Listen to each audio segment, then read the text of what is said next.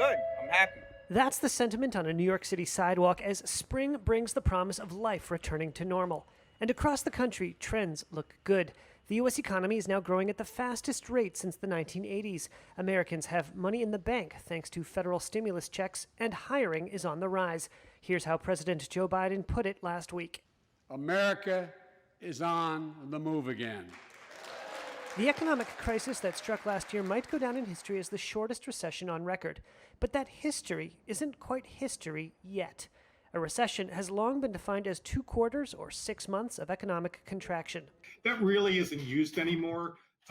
If you fall off a cliff, even if you come back fast, it's counted as a recession. Reuters economics correspondent Howard Schneider says the U.S. board that determines when recessions start and finish now looks at a lot more data, and they've yet to close the book on 2020. They're looking at GDP, which of course, grew fast after that initial contraction and continues to grow.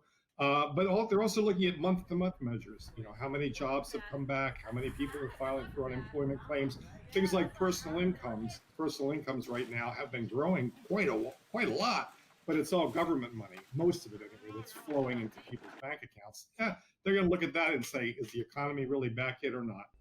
And it's important to say few believe the U.S. is still in a recession. The Business Cycle Dating Committee, looking at all the economic data, is looking back at last year. And when the committee finalizes its view, it will likely say the 2020 downturn was the shortest contraction on record, even shorter than the 6-month recession in 1980. But they're sitting on that call for now to be sure they can describe the lowest point of the dip and the real start of the recovery. Perhaps most concerning to the committee is the labor market. There are still 8.5 million fewer jobs in the U.S. than at the start of the pandemic. Top U.S. economic officials agree. We've still got a lot of people who are out of work. We want to get them back to work as quickly as possible, and that's really one of the things we're trying to achieve with our policy. Federal Reserve Chairman Jerome Powell last week made clear the Fed wasn't ready to end emergency measures to bolster growth until he saw sustained improvement.